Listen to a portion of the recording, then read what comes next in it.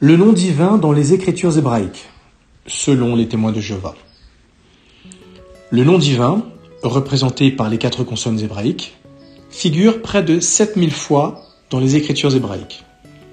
La présente traduction rend ces 4 lettres, qu'on appelle le tétragramme, par Jéhovah. Ce nom se rencontre dans la Bible bien plus fréquemment que tout autre nom.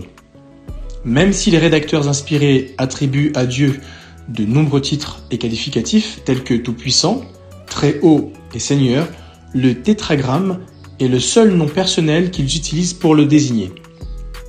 C'est Jéhovah Dieu lui-même qui a ordonné aux rédacteurs bibliques d'employer son nom. Par exemple, il a inspiré au prophète Joël ces paroles. « Tous ceux qui feront appel au nom de Jéhovah seront sauvés » selon Joël chapitre 2 verset 32. Il a aussi fait écrire à un psalmiste « Que tous sachent que toi, dont le nom est Jéhovah, tu es, toi seul, le Très-Haut sur toute la terre » selon le psaume 83e verset 18. En fait, le nom divin figure environ 700 fois rien que dans les psaumes. Un recueil d'écrits poétiques destinés à être chantés et récités par les serviteurs de Dieu. Mais alors, pourquoi le nom de Dieu est-il absent de beaucoup de traductions de la Bible ? Pourquoi la traduction du Monde Nouveau utilise-t-elle la forme Jéhovah ? Et enfin, que signifie le nom Jéhovah ? Pourquoi le nom divin est-il absent de nombreuses traductions de la Bible ? Pour diverses raisons. Certains estiment que le Dieu Tout-Puissant n'a pas besoin d'un nom propre. D'autres ont, semble-t-il, été influencés par la tradition juive interdisant l'emploi de ce nom, peut-être par crainte de le profaner. D'autres encore estiment que puisque personne ne peut connaître la prononciation exacte du nom de Dieu, il vaut mieux employer un titre comme Seigneur, Dieu ou Éternel. Cependant, ces objections ne sont pas fondées, et ce pour les raisons suivantes. Premièrement, ceux pour qui le Dieu Tout-Puissant n'a pas besoin d'un nom propre négligent un fait. Des copies anciennes de sa parole, dont certaines ont été conservées depuis l'époque pré-chrétienne, contiennent le nom personnel de Dieu.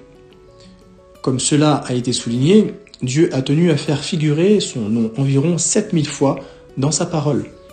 Manifestement, il veut que nous connaissions son nom et l'utilisions. Les traducteurs qui suppriment le nom divin par égard pour la tradition juive écartent un élément essentiel. Même si des scribes juifs refusaient de prononcer ce nom, ils ne l'ont pas enlevé de leur propre copie de la Bible. Des rouleaux anciens, découverts à Qumran, près de la mer Morte, contiennent ce nom en de nombreux endroits. Certains traducteurs de la Bible révèlent indirectement que le nom divin figurait dans le texte original en mettant en capitale le titre « Seigneur » pour lequel ils le remplacent. Mais une question demeure. Si ces traducteurs reconnaissent que le nom de Dieu se trouve des milliers de fois dans le texte biblique, pourquoi n'ont-ils pas hésité à le remplacer ou à le supprimer ? Par qui se sont-ils crus autorisés à faire un tel changement ? Eux seuls le savent. Troisièmement, ceux qui disent qu'on ne devrait pas employer le nom divin parce qu'on ne connaît pas sa prononciation exacte utilisent pourtant volontiers le nom Jésus. Or, la façon dont les disciples de Jésus prononçaient son nom au 1er siècle est très différente de la façon dont la plupart des chrétiens le prononcent aujourd'hui. Pour les chrétiens juifs, le nom Jésus se disait sans doute Yeshua et le titre Christ Meshaïa, c'est-à-dire Messie.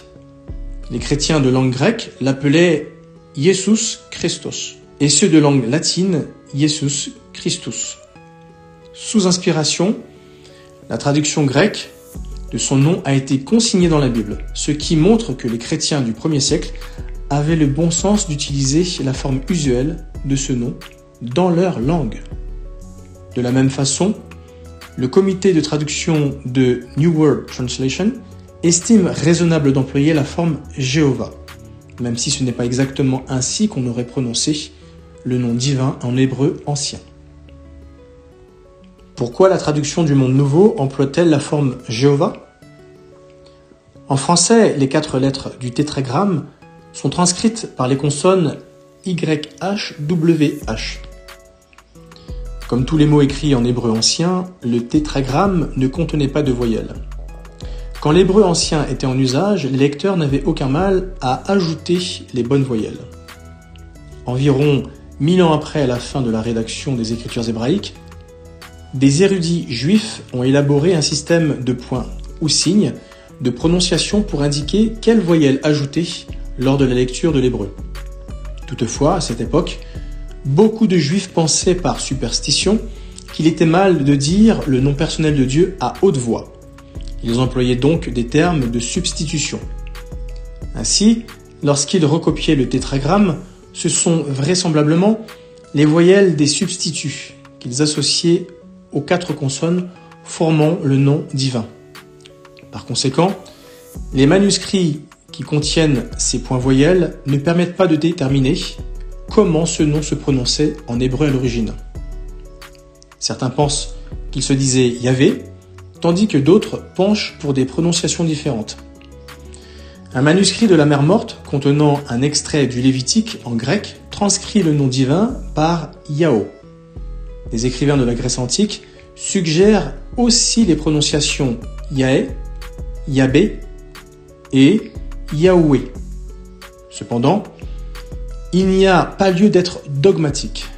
Nous ne savons tout simplement pas comment les serviteurs de Dieu de l'Antiquité prononçaient ce nom en hébreu, selon Genèse chapitre 13 verset 4, Exode chapitre 3 verset 15.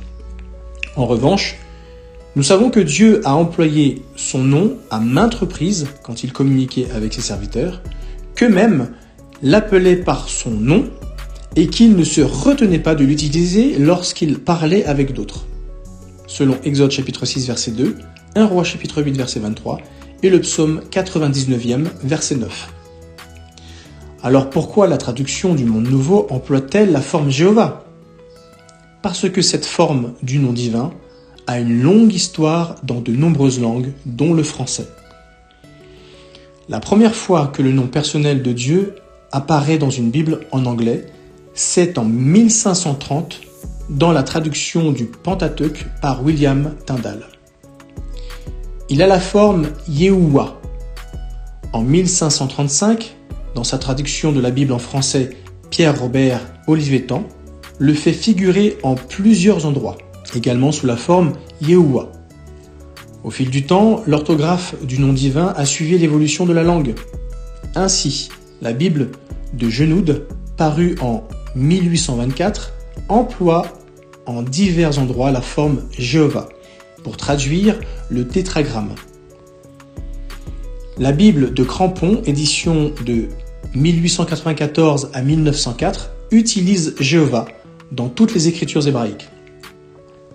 Au sujet de l'emploi de Jéhovah, plutôt que Yahvé, le professeur jésuite Paul Jouon a expliqué dans sa grammaire de l'hébreu biblique, parue en 1923. Dans nos traductions, au lieu de la forme hypothétique Yahweh, nous avons employé la forme Jéhovah, qui est la forme littéraire et usuelle du français. En 1930, le bibliste Alexander Kirkpatrick a tenu un raisonnement similaire. Les grammairiens modernes prétendent qu'il, le nom divin, devrait se lire Yahvé ou Yahvé. Mais Jéhovah semble être bien ancré dans la langue anglaise et le plus important n'est pas de savoir sa prononciation exacte, mais de reconnaître que c'est un nom propre et pas un simple titre appellatif comme Seigneur. Quelle est la signification du nom Jéhovah ? En hébreu, le nom Jéhovah vient d'un verbe signifiant devenir. De l'avis d'un certain nombre d'hébraïsants, il correspond à la forme causative de ce verbe. Le comité de traduction de la New World Translation a conclu que le nom de Dieu signifie « il fait devenir ». Les hébraïsants n'étant pas unanimes, nous ne pouvons pas être dogmatiques sur sa signification. Toutefois, cette définition correspond bien à Jéhovah dans son rôle de créateur de toutes choses et de celui qui accomplit son projet. Non seulement il a fait venir à l'existence l'univers physique et les êtres intelligents, mais au fil des événements, il continue à faire se réaliser sa volonté et son projet. La signification du nom Jéhovah ne se limite donc pas au verbe apparenté employé en Exode chapitre 3 verset 14 où on lit « Je deviendrai ce que je décide de devenir » ou « Je serai ce que je serai ». Au sens le plus strict, ces expressions ne donnent pas une définition complète du nom de Dieu. Elles révèlent un aspect de sa personnalité, montrant que, dans chaque situation, il devient tout ce qui est nécessaire pour accomplir son projet. Par conséquent, bien que le nom Jéhovah inclue cette idée, il ne se limite pas à ce que Jéhovah choisit de se faire lui-même devenir. Il englobe aussi ce que Jéhovah fait que sa création devienne pour l'accomplissement de son projet.